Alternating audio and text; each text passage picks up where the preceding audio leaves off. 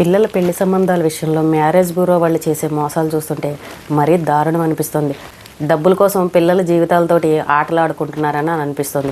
చాలామంది చెప్తున్నారు, మేము మ్యారేజ్ బ్యూరోలో అన్ని డబ్బులు కట్టాం, వాళ్ళు మోసం చేసేవారు, ఫేక్ ప్రొఫైల్స్ అని చూపించారని ఇలా మనకు చాలామంది చెప్పిన వాళ్ళు ఉన్నారు. ఒక ఆవిడ చెప్తున్నారు, వాళ్ళ అబ్బాయికి డైవర్స్ అయిపోయాయి, సెకండ్ మ్యారేజ్ కోసం ఒక మ్యారేజ్ బ్యూరోకి వెళ్ళారంట. ఇక్కడ హైదరాబాద్లోనే 6,000 ఎంతో డబ్బులు కట్టారు. కట్టిన తర్వాత వాళ్ళు ఏం చెప్పారనంటే, మీకు ఒక బుక్ లాంటిది ఇచ్చేస్తాం, ప్రొఫైల్స్ అందులో అన్నీ ఉంటాయండి, మీకు ఏ సంబంధం నచ్చితే వాళ్ళకి ఫోన్లు చేసి మీరే మాట్లాడుకోవచ్చు డైరెక్ట్గా అని చెప్పారంట. వీళ్ళు డబ్బులు కట్టిన తర్వాత కొన్ని సంబంధాలని ఒక బుక్లో పెట్టి చూపించారు. అయితే ఫోటోలు చూస్తే సూపర్గా చాలా అందంగా ఉన్నాయి.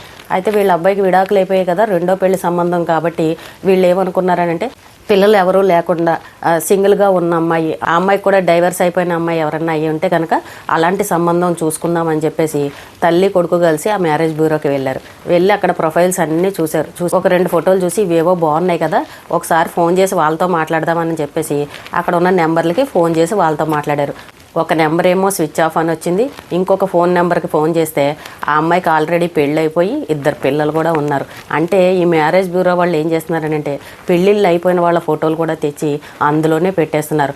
సరే ఇదొకటి ఇలా అయిపోయిందేమో, ఇంకొక 2 చూద్దామని చెప్పేసి ఇంకా బుక్లో ఉన్నవన్నీ కూడా మళ్ళీ వెతికితే ఇంకొక పెళ్లి సంబంధం దొరికింది. వాళ్ళకి ఫోన్ చేసేసరికి ఎవరో ఒక ఆయన ఎత్తితే మీరు ఇలాగా పెళ్లి సంబంధం కోసం ప్రొఫైల్ పెట్టారు కదండి, మేము పలానా చోట నుండి మాట్లాడుతున్నాం అని అంటే, మేము పెళ్లి సంబంధానికి ప్రొఫైల్ పెట్టడం ఏంటండి, అసలు మాకు ఆడపిల్లలే లేరు, మేమెందుకు పెడతామని చెప్పేసి ఆయన ఎవరో చెప్పారంట.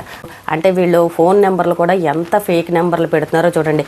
ఎవరెవరో ఫోటోలు పెట్టేయడం, ఎక్కడెక్కడో నెంబర్లు తీసి పెట్టేయడం, నిజం అనుకుని మనం ఫోన్లు చేస్తే వాళ్ళు ఎవరెవరో మాట్లాడడం, ఇలాంటి మోసాలు కూడా జరుగుతాయి.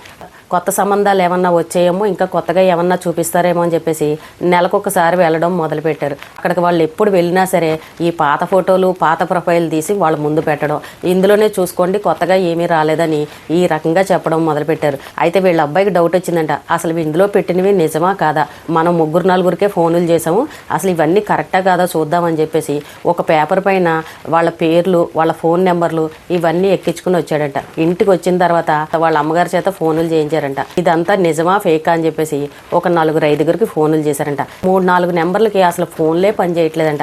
అంటే వీళ్ళు చూడండి, ఎవరెవరో ఫోటోలు తెచ్చేసి ఏవేవో దొంగ నెంబర్లు చెప్పేసి ఫోన్లు కలవకుండా ఏవేవో పిచ్చి నెంబర్లన్నీ పెట్టేస్తున్నారు. అప్పటికే వీళ్ళు 3-4 సార్లు ఆ మ్యారేజ్ బ్యూరోకి వెళ్ళేసరికి పక్కన ఇంకా ఎవరో వీళ్ళలాగానే వేరే వాళ్ళు వచ్చారంట. వాళ్ళు కూడా వాళ్ళ పిల్లల కోసం సంబంధాలు చూస్తుంటే అందులో ఒక ఆయన చెప్తున్నాడంట, మ్యారేజ్ బ్యూరో అతను, ఏమండి మీకు ఏమన్నా సెట్ చేయాలంటే చెప్పండి, మేమే సెట్ చేసేస్తాము, మా సార్ వాళ్ళతో మాట్లాడి మీకు పెళ్లి సంబంధాలు కూడా కుదిరిచేస్తారండి, మీరేమి టెన్షన్ పడక్కర్లేదండి అని చెప్పేసి అక్కడ పనిచేసే అతను ఈ మాట చెప్తున్నాడంట.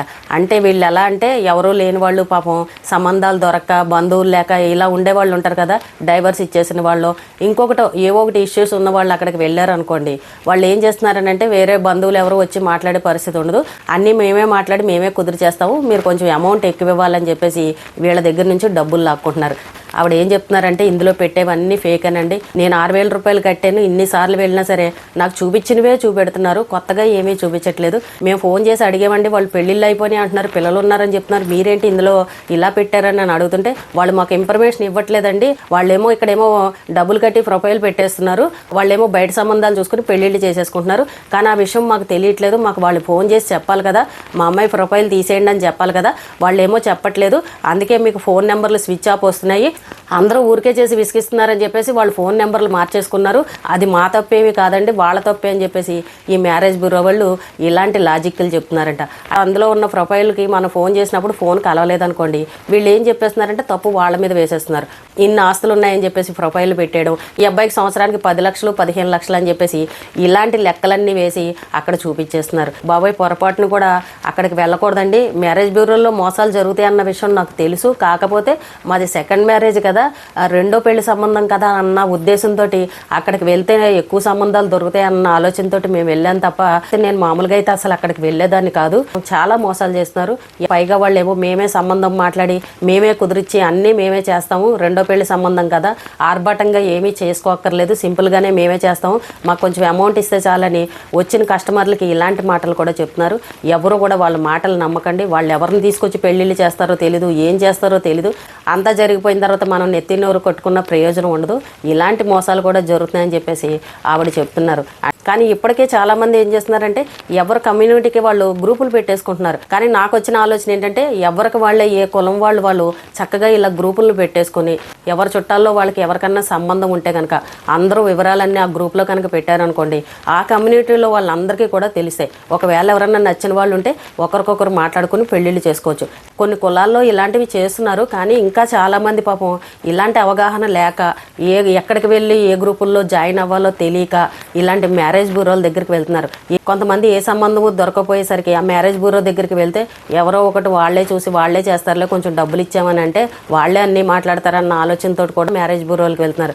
పెళ్లి అనే పేరుతోటి పిల్లల జీవితాలతో ఆటలు ఆడుకుంటున్నారు. కొంతమంది ఏం చేస్తున్నారనంటే సంబంధాలు దొరక మాకు ఏ క్యాస్ట్ అమ్మాయి అయినా పర్వాలేదు, మాకు కులంతో సంబంధం లేదు, మేము ఏదైనా అడ్జస్ట్ అయిపోతాం, ఎందుకంటే మాకు వయసు పెరిగిపోతుంది, ఇప్పటి వరకు మాకు పెళ్లి సంబంధాలు దొరకట్లేదు, ఇంకా ఏదో ఒకటి జీవితానికి తోడు కావాలి కాబట్టి మాకు ఏదైనా పర్వాలేదని ఇలా చేసుకునే వాళ్ళు కూడా ఉన్నారు. అలాంటి వాళ్ళని అవకాశంగా తీసుకుని ఇలాంటి ఆటలు ఆడుతున్నారనమాట. వాళ్ళ జీవితాలతో ఒక ఆట ఆడుకుంటున్నారు. కాబట్టి ఎవరు కూడా మ్యారేజ్ బ్యూరోల దగ్గరికి వెళ్ళకండి. ఎక్కువ శాతం ఏంటంటే అబ్బాయిలే మ్యారేజ్ బ్యూరోల్లో డబ్బులు కడుతున్నారంట. నిన్న కూడా ఎవరో కామెంట్ పెట్టారు, తిరుపతిలో ఇలాగే మేము 3,000 కట్టాము, ఏవో పనికిరాని ప్రొఫైల్స్ అన్నీ పెట్టారు, పెళ్ళి అయిపోయిన వాళ్ళ ఫోటోలు అన్నీ పెట్టారని నిన్న ఎవరో కూడా చెప్పారు. పాపం ఇలా వేలు పోగొట్టుకున్న వాళ్ళు కూడా ఉన్నారు. ఎవరైనా పెద్దవాళ్ళు చక్కగా ఆలోచించి ఏ కులానికి వాళ్ళు చక్కగా ఇలా గ్రూపులు పెట్టి పెళ్లి సంబంధాలు ఉన్న వాళ్ళందరూ ఆ గ్రూపులో జాయిన్ అవ్వండి అని చెప్పారని అంటే, నచ్చిన వాళ్ళు కనుక ఫోటో పెట్టారని అంటే అలా పెళ్లి సంబంధాలు మాట్లాడుకున్నారనుకోండి, చక్కగా వాళ్ళు హ్యాపీగా ఉంటారు, వీళ్ళు హ్యాపీగా ఉంటారు. ఈ మధ్యలో ఉన్న వాళ్ళు బ్రోకర్లు వేలు డబ్బులు దొబ్బేయడం, చివరికి ఏదో ఒకటి దొంగ సంబంధాలు తీసుకొచ్చి అంట కట్టేయడం, అందులోంచి బయటకు రావాలని అంటే అది వదలలేని బురద అన్నమాట.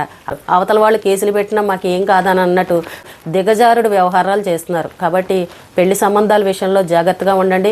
మ్యారేజ్ బ్యూరోలకు వెళ్ళారని అంటే క్షణక్షణం భయంతో బతకాల్సిన పరిస్థితి. వాళ్ళు చెప్పింది నిజమో అబద్ధమో తెలియదు, అవతల వాళ్ళు ఎవరో తెలియదు, ఎక్కడుంటారో తెలియదు, వాళ్ళ వివరాలు ఏంటో మనకు తెలియదు.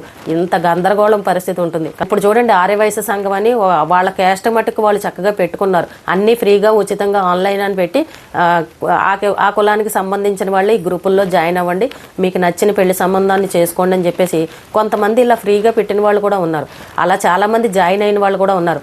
ఆర్యవైశ్య సంఘం వాళ్లే కాకుండా మిగిలిన కులాల వాళ్ళు కూడా చక్కగా ఇలా ఫ్రీగా కనుక పెట్టారు అని అంటే ఆ కులానికి సంబంధించిన వాళ్ళు ఆ గ్రూపులో జాయిన్ అవ్వడం, ఏదో కొంతలో కొంత అయినా సరే. ఇప్పుడు ఒక కళ్యాణం చేసామని అంటే మంచి పనే కదండి. అలాగే ఎవరన్నా సీనియర్ సిటిజన్స్ పిల్లల పెళ్లిళ్ళ గురించి ఆలోచించి చక్కగా ఇలా గ్రూపులు కనుక పెట్టి పిల్లల పెళ్లిళ్ళకి ఉపయోగపడే విధంగా చేస్తే మనం ఇలాంటి మోసాలని కొంచెమైనా సరే అరికట్టగలుగుతాం. అంటే పెళ్లి సంబంధాల కోసం ఎక్కడ తిరగాలో అర్థం కావట్లేదు, ఎవరిని పెళ్లి చేసుకుంటే ఏ మోసం చేస్తారో తెలియట్లేదు. బయట అంత దారుణంగా జరుగుతున్నాయి. వివాహ పరిచయ వేదికని ఇలా కనుక పెట్టుకున్నారనుకోండి, కొంతలో కొంతన్నా సరే మంచి పని చేసిన వాళ్ళం అవుతాం. ఎవరూ పట్టించుకోలేని వాళ్ళు ఉంటారు. ఈ రోజుల్లో బంధువులు చూస్తే ఒకళ్ళొకళ్ళు మాట్లాడుకోలేని వాళ్ళు, ఇలా పరిస్థితులన్నీ రకరకాలుగా ఉన్నాయి. అన్ని కుటుంబాల్లోనూ ఏవో ఒకటి సమస్యలు ఉన్నాయి. మాకు పెళ్లి సంబంధం ఎవరు చెప్తారు, ఎవరు వచ్చి మాట్లాడతారని ఇలా దిగులు చెందే వాళ్ళు కూడా ఉన్నారు. పెద్దవాళ్ళు సీనియర్ సిటిజన్స్ ఎవరన్నా ఆలోచించి పిల్లల పెళ్ళిళ్ళ విషయంలో పిల్లల జీవితాలు బాగుండాలి అని అంటే చక్కగా ఇలా పరిచయ వేదికల్లాగా పెడితే కనుక అక్కడికి వచ్చి అందరూ మాట్లాడుకుంటారు. డైరెక్ట్గానే తల్లిదండ్రులు మాట్లాడుకుంటారు. ఏదన్నా ఒకరికొకరికి సంబంధాలు కనుక నచ్చాయని అంటే పిల్లల పెళ్ళిళ్ళు చేసుకోవచ్చు. ఎవరైనా పెద్దవాళ్ళు చక్కగా ఆలోచించి పిల్లల పెళ్ళిళ్ళ విషయంలో ఇలా చేస్తే బాగుంటుందని నాకైతే అనిపించింది. మ్యారేజ్ బ్యూరోలో డబ్బులు కట్టి ఇన్ని వేలు నష్టపోయాము, ఎంత మోసం చేశారు మమ్మల్ని అని చెప్పేవాళ్ళు అయితే ఎక్కువైపోయారు. ఎన్నో కామెంట్లు వస్తున్నాయి, మ్యారేజ్ బ్యూరోలో నమ్మకండి, మాకు ఇలా చేశారు, మాకు అలా చేశారు, దొంగ పెళ్ళిళ్ళు చేశారు, పిల్లలు ఉన్న వాళ్ళని చేశారని ఇవే చెప్తున్నారు. కాబట్టి పెళ్లి సంబంధాలు చూసుకునే విషయంలో జాగ్రత్తలు పాటించండి. ఈ రోజుకి ఇదేనండి. రేపు మళ్ళీ ఒక మంచి విషయంతో మళ్ళీ కలుద్దాం.